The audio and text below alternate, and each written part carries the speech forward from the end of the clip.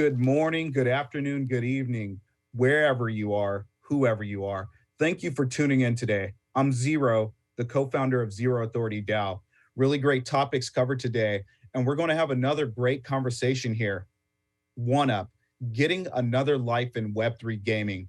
Today, we're going to talk to Diego, Anatoly, and Jonathan, who will all have familiar knowledge of building engaging platforms with unique gameplay and NFT use cases. They have all each been pillars of the Stax ecosystem, and their contributions to the GameFi world has been really crucial to get us started, to get us knowledgeable, and to keep expanding.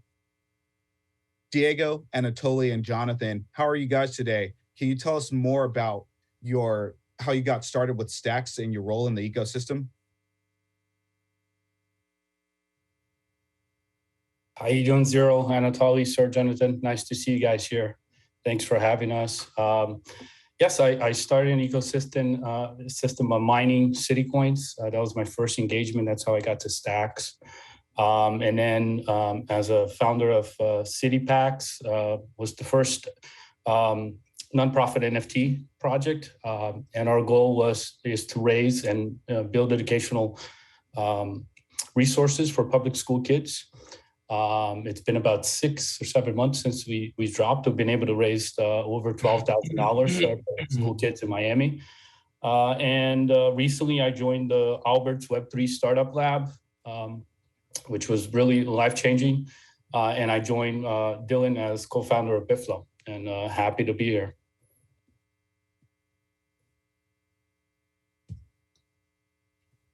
Anatoly, can you tell us how you got started with Stax and your role? Yeah, sure. Hi, Zero. Hi, Diego, and Jonathan. Happy to be here. So my name is Anatoly. I'm co-founder at Stax Force. We're building a Web3 gaming platform. And previously, we spent more than 10 years building Web 2.0 games. And this year, we joined with Diego at Albert's Web3 Startup Lab at Stax. So now we're excited to be here and building on Stax. Hello, guys. Yeah, hello, guys. I'm Jonathan, the founder of Stax Degens, and for the past year, we've been trying to pave the way for Bitcoin into GameFi by mainly developing the right infrastructure on Stax for it. And this kind of can be summed up into two different things. One being smart contract side, and the other one is the web integration side. Also,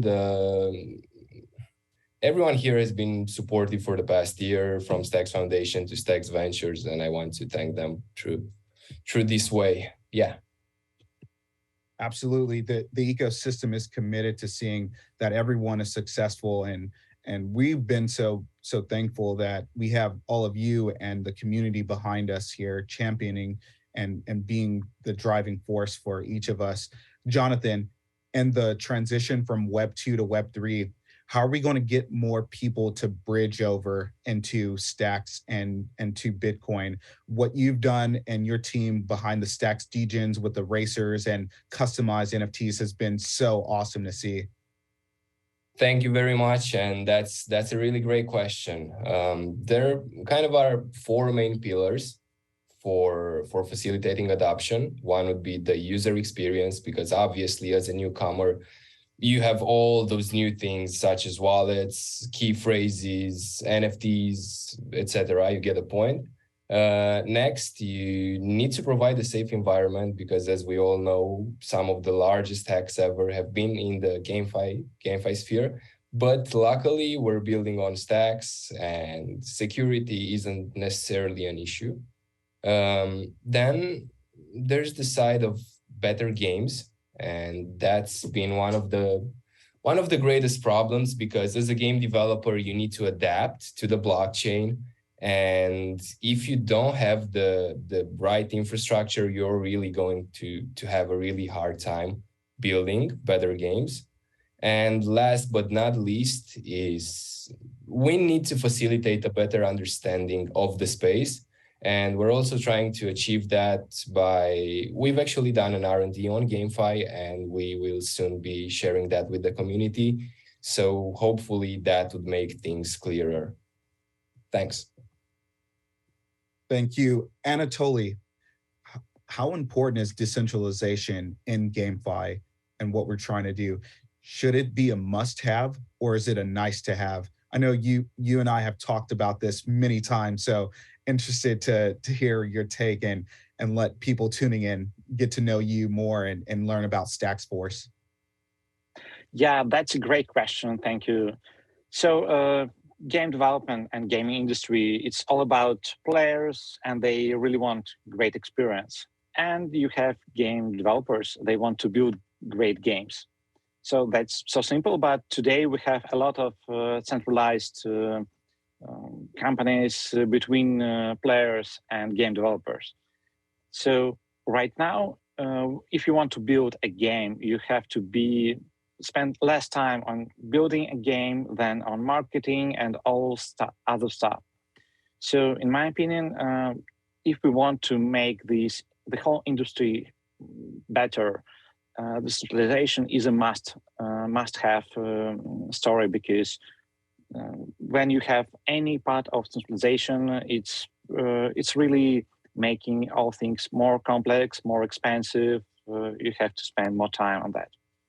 That's why, at least when we're building Stax Force, our protocol, we aim to get decentralized in the future. But I also will not say that being decentralized from the very beginning, it's an easy task, you know. So in my opinion, decentralization, it's a critical part of the GameFi in the future. And I know that many other platforms, they're also building in a decentralized way. So I think that's a must-have feature. Yeah, I agree. I think over time, we don't think about decentralization because people want cheaper, faster, but there's going to be a time, case in point. We've seen some people coming to Stack's ecosystem recently because, hey, the narrative is now that Ethereum is proof of stake, there isn't so much emphasis on decentralization, but with Stacks and Bitcoin, that's a core pillar of what we all believe. Yeah, that's a great point. Hey, Diego, I've seen your journey with Stacks and CityPacks and Bitflow. What you guys created just has been short of astonishing. And the use cases with NFTs to engage community and give back to local kids in Miami-Dade County has been awesome to witness. Tell us how teams and companies are using NFTs to engage their communities. Yeah, good point. Thanks, Zero. I think there's two communities that we have to look at. It's the users that are online and using the computer and on their phones and on Twitter, on Discord. And then we have to kind of step outside this bubble and look at the actual community around us. And that's what we've done with CityPacks. A lot of the brands today are leveraging POP, proof of presence, right? We can also say proof of purchase as well. Joining events as well. We've seen a lot of NFT badges that are being used as a way to create that social Web3 identity. You donate to charity, you get a badge. You complete a collection, you get a badge. You complete a game, you get a badge. In terms of how do we increase community access, or how do we increase access to Web3 in general for public school kids, in our case with CityPacks. One example is we're working with Stax Degens, Sir Jonathan here, to create a Web3 gaming curriculum to teach kids how to program and how to build a game. As opposed to teaching them blockchain from the start, you start with something that's fun, that's engaging, like breaking a game apart and putting it back together and customizing the cars and customizing the tracks. So that's one way that we're piloting this program in order to start this Web3 curriculum journey. And we're super excited for that.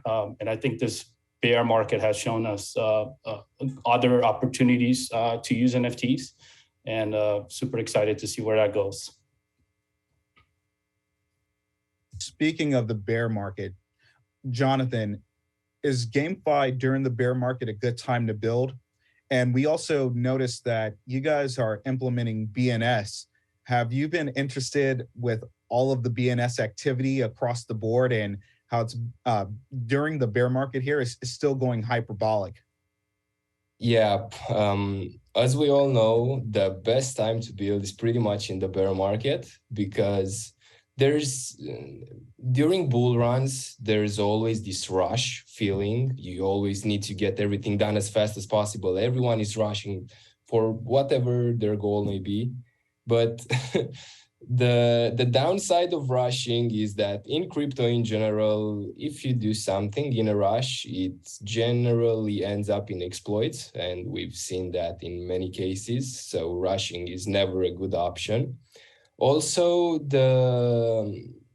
the way the preparation works is pretty much just like dancing, and you have this rhythm, right? And you're maintaining the rhythm, but if somehow you mess up, it's pretty hard to catch up with the rhythm itself, basically, if you do not maintain the rhythm. Now, the same way it works for building anything in crypto. During bear markets, you have time to adapt, to really think your strategy as well as possible, and kind of make sure everything goes fine and prepare the product or the products to the best of your ability. Regarding the BNS names, I'm quite excited to see, because obviously there has been some adoption on ETH, on .ETH domains, and the logical question obviously is, why not the .BTC domains adoption? So what we're trying to do is always kind of stay on top of the trend. So with that, we want to allow users who have a BNS domain and want to claim an NFT, for example, to have that NFT named after their BNS name. So let's say you're buying a profile picture, right, as an NFT. Wouldn't that be way more cooler if the actual profile picture was named 0.BTC? That's what we're mainly trying to achieve by that.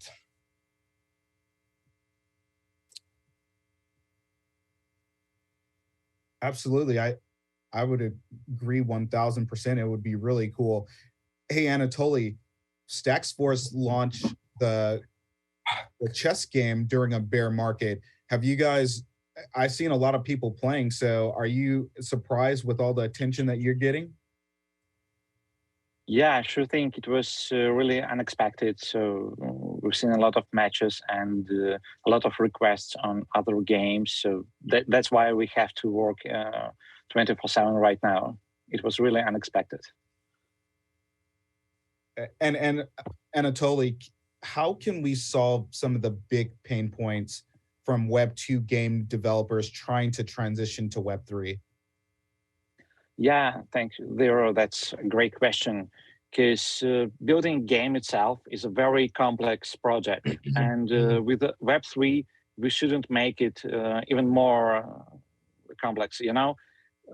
That's why, in my opinion, we should take away the whole blockchain development for Web2 game developers. So we need to create libraries, SDKs for them, so that they don't need to spend a lot of time on learning how to create smart contracts, how to approach blockchain. And also, so it will be much easier for them in terms of development. But second pillar is that it's all about marketing. They don't know how to market in Web3. So we have to give them very straightforward tools and guidelines how to do it, and better to supply them with already some gaming communities, so that for you as a game developer, Web2 game developer, it will be a very easy decision to do something in the Web3. That will inflate the market with, I don't know, thousands, probably tens of thousands of games, even in 2023.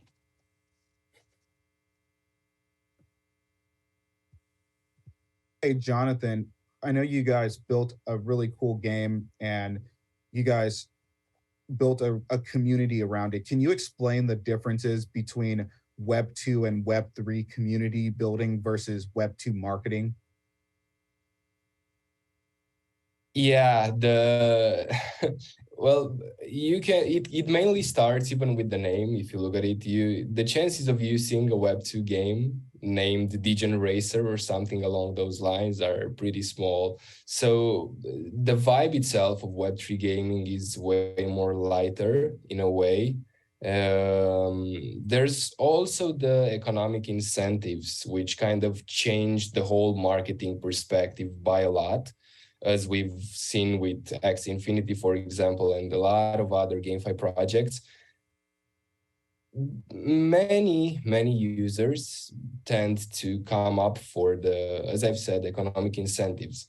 Now, the main reason for that is that the games themselves kind of lack the whole amplitude of what Web2 games currently have, but that's mainly going to be a thing of the past. And I genuinely believe that slowly but surely we're going to see a way more developed games into Web3 coming, such as AAA games, for example, as the infrastructure is being built. Mm-hmm. Diego, how will the use of NFTs in the game space transform Web3 gameplay? And does it add value to own your game assets? Yeah, good question. I've always questioned that when I was playing a game and you maybe find a special item, or I'm playing Call of Duty and I'm buying this really cool gun or vest, and then I download the other Call of Duty and all my stuff is gone. So ownership, I think even if you remove the economic transfer the value like to somebody else, just being able to transfer that asset to another game is going to create this multi-game marketplace where you're going to be able to use the Nike shoes from game 1 on game 2, right? You're going to be able to transfer over. You're going to be able to use NFTs also as your social identity in games, right? As we move into AR, XR, and VR technology, your visual avatar is going to be equally as important, and that's something that you can only transfer to today through NFTs. So I think that's exciting. The other thing is esports. I think we haven't seen esports yet, tackle this Web3 gaming space, but I think that's going to be huge for esports games as well, because you're going to be able to transfer your ranks, you're going to be able to transfer your data, you're going to be able to show your championships, you're going to be able to show your actual scores, if you're a midfielder playing FIFA online, you're going to be able to show how many tackles you had, how many fouls, how many shots, how many kicks. All that data is going to be transferred over to other games, and also transfer over to sponsorships, to brands being able to access that data. So I'm equally excited for esports as well. I think that NFTs is going to unlock, it's going to make the industry even bigger. As many people don't know, games is bigger than movies and Netflix combined, right? So I'm super excited for that. This has been a really insightful conversation with you guys. Thanks so much for the wonderful chat, Diego, Anatoly, and Sir Jonathan. Really appreciate what you guys bring to the ecosystem. Really appreciate you guys being collaborative and helping everyone across this ecosystem. And thanks for inviting us today to have this chat. So we're going to send it back over to Kyle. Thanks again. Really appreciate it.